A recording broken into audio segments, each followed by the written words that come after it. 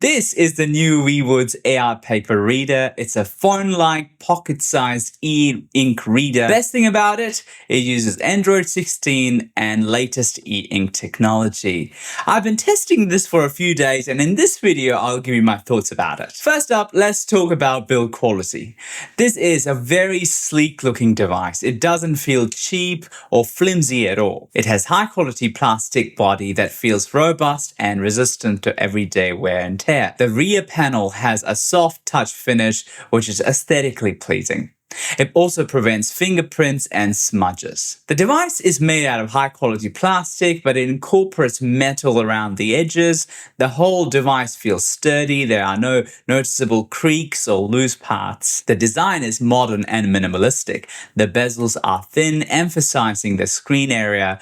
The finishing is smooth across the device. In terms of its profile, it's super thin, just 6.7 millimeters, and it's very light as well. It weighs about 138 grams. This is extremely portable and designed so that you can read one-handed for hours and there will be no fatigue or anything of that sort. It's designed for reading on the go. You can slip it into your backpack or handbag without much fuss. Unlike some other e-ink readers, this one has got physical buttons, which is awesome. It has button for turning the device on and off. It's distinctly red, so you don't miss it.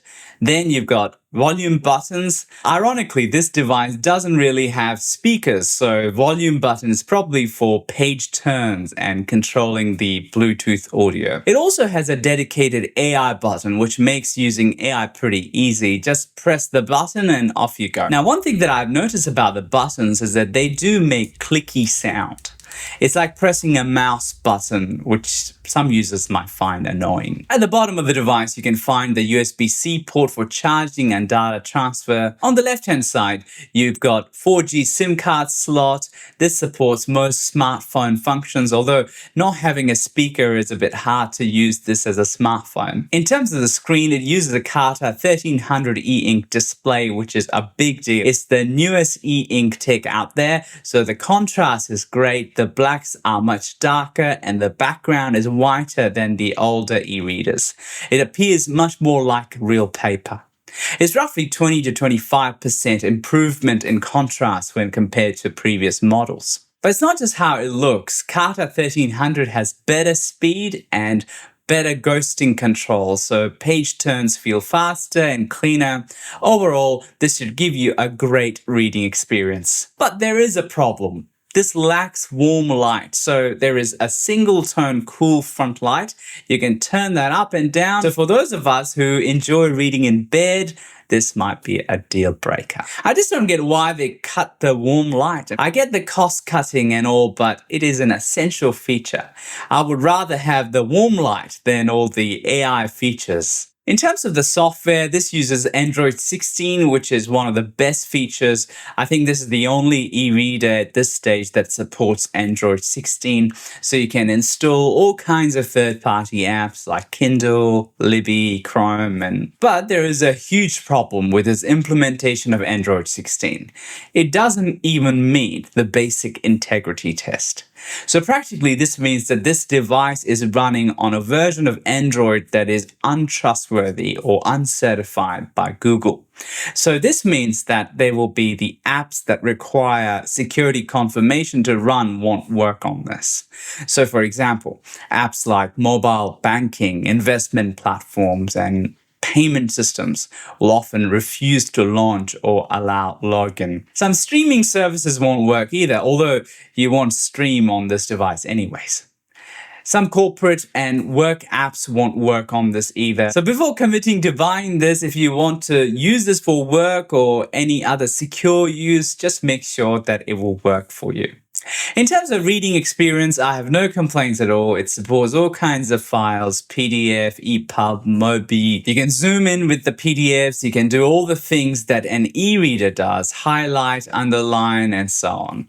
Carta 1300 does give you a great reading pleasure. But remember that this is just an e-reader, so this doesn't have any stylus, so it doesn't support handwriting or drawing. It has a few refresh modes. They can be used for different kinds of reading. I use use ultra fast for browsing, but then for ordinary reading, go for best display or fast mode.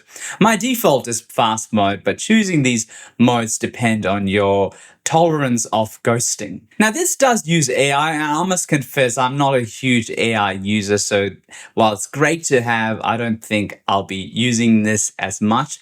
You can use the AI to generate summaries of passages or entire books. You can also use the most AI chatbots through the AI button. It supports voice command support. You can switch between OpenAI, Google, and DeepSeek models. Limiting factor about AI is that it needs internet to work, so you can't just use it locally. It's powerful enough to verify terms, translate passages, and summarize things.